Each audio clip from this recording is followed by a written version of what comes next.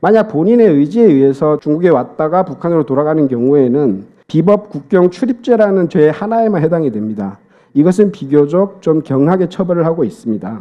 북한형법 260조이죠. 하지만 강제 송환이 되는 경우에는 비법 국경 출입죄에 더해서 형법 63조 70조에 있는 조국 반역죄 그리고 민족 반역죄까지 해당이 됩니다. 따라서 가중의 가중 처벌을 받을 수밖에 없게 됩니다. 네, 이렇게 꼭 필요한 시기에 이렇게 또 다급한 시기에 이런 정말 중요한 주제를 가지고 발제를 맡게 되어서 굉장히 영광이고 의미 있게 생각합니다. 저 역시 탈북민의 한 사람으로서 이런 저희들의 목소리가 반드시 중국 정부에 전달이 되고 국제사회에 전달이 되기를 희망합니다. 그럼 이어서 발제를 시작하겠습니다.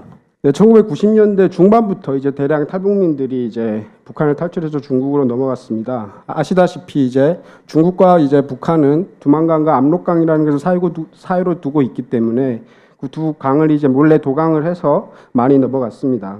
현재까지 이제 수십만 명으로 추산되는 탈북민들이 중국으로 넘어갔고 그 중에 이제 일부는 한국 등 이제 제3국으로 안전히 정착하기도 했습니다. 하지만 아직까지도 현재에는 적게는 이제 10,000명에서 많게는 수만 명에 이르는 탈북민들이 아무런 법적 보호도 받지 못한 채 불안한 삶을 이어가고 있고 지금 이 시간에도 탈북민들의 행렬은 이어지고 있습니다. 그런데 중국 정부는 90년대, 2000년대부터 공식적으로 이제 발표를 하기를 탈북민들은 난민이 아니라 비법 입경자이다. 따라서 그들은 이제 반드시 북한으로 송환을 해야 되는 대상으로만 취급을 하고 있습니다. 그렇기 때문에 중국은 탈북민들에 대해서 아무런 법적 보호도 현재 제공을 하지 않고 있고요. 그로 인해서 이제 여성들의 인신매매로부터 시작해서 남성들에 대한 노예처럼 부리는 그런 이제 노동권 착취 그런 문제들이 엄청 많이 지금 파생되고 있는 상황입니다.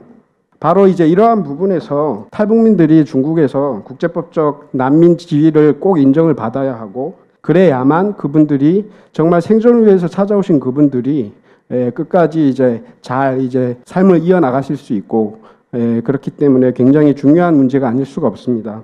그러면 먼저 탈북민에 대한 중국 정부의 입장을 간단히 정리해 드리겠습니다. 앞서 언급한 바와 같이 중국 정부는 탈북민들을 지속적으로 불법 월경자로 지금 규정을 하고 있는데요. 이들은 그래서 이제 북한과 체결한 미립국자 송환 협정 혹은 변경지역 관리 의정서에 따라서 체포해서 강제 송환을 계속하고 있습니다. 즉 이제 탈북민에 대해서 국제 난민 규범상의 난민주의를 인정하지 않고 있고요. 단지 이들은 기근을 피해서 국경을 넘은 불법 이주민으로 보고 있는 것입니다. 따라서 이제 일체 중국 법제상의 보호뿐만 아니라 이제 국제법으로 인정된 난민에 관한 법도 적용을 하지 않고 있어서 정말 단 하나의 어떠한 보호 수단도 제공이 안 되어 있고요. 단지 이들을 색출해서 추방해야 되는 대상으로만 지금 계속 보고 있습니다.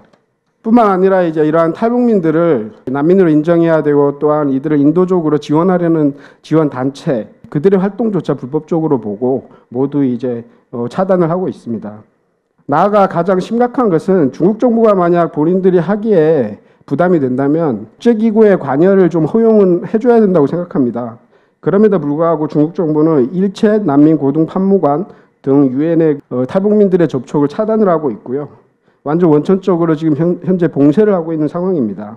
이러한 중국의 완고한 태도는 내정 간섭이라는 명목 하에 탈북민들을 강제 송환하는 것이라는 그런 합리적인 의심을 가질 수밖에 없게 만들고 있습니다.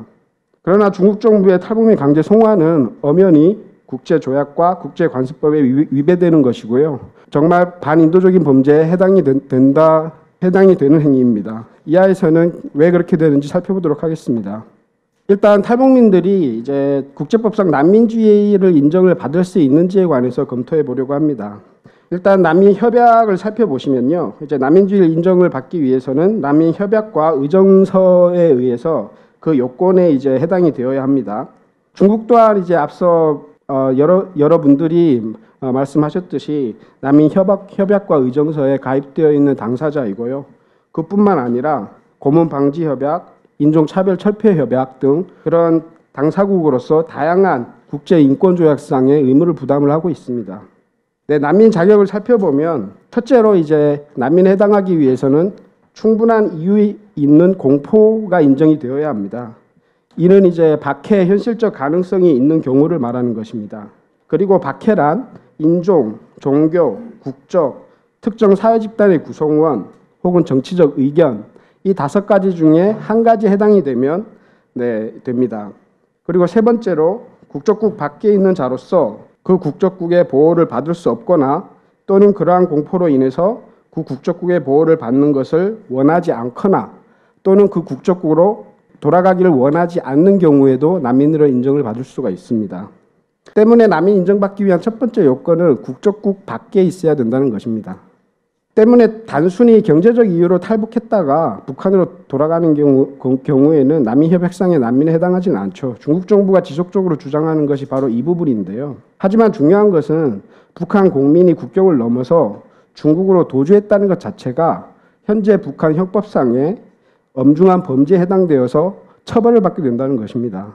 만약 본인의 의지에 의해서 중국에 왔다가 북한으로 돌아가는 경우에는 비법 국경 출입죄라는 죄 하나에만 해당이 됩니다. 이것은 비교적 좀 경하게 처벌을 하고 있습니다. 북한형법 260조이죠. 하지만 강제 송환이 되는 경우에는 비법 국경 출입죄에 더해서 형법 63조 70조에 있는 조국 반역죄 그리고 민족 반역죄까지 해당이 됩니다. 따라서 가중의 가중 처벌을 받을 수밖에 없게 됩니다. 그 정상에 따라서는 무기 노동 교화형 심지어 사형까지도 처해질 수 있도록 규정을 하고 있습니다. 난민 인정에서 가장 중요한 것은 국적국을 떠날 때의 사유가 아니라 돌아갈 수 없거나 돌아가지 않는 것입니다. 그것이 핵심입니다. 이것이 이제 현재 국제법상 널리 알려져 있는 현장 난민 이론입니다. 때문에 이제 탈북민들이 최초 탈북 이유가 비록 경제적인 공공이었더라도 후에 사정 변경에 의해서 얼마든지 난민주의를 획득할 수가 있습니다. 북한 형법상 처벌 근거인 조국 반역죄는 또한 이제 북한을 이탈해서 자유로 돌아오지 않는 경우에는 보시면 정치범으로 다루고 있음을 알고 있습니다. 이것은 난민 인정의 이제 마지막 요건, 난민 인정의 5가지 요건 중에 하나였던 정치적 이유에도 해당이 됩니다. 때문에 정치적 이유로 인한 박해가 되기 때문에 중국 정부의 주장과 같이 순수히 경제적 난민이라고 볼 수는 없는 것입니다.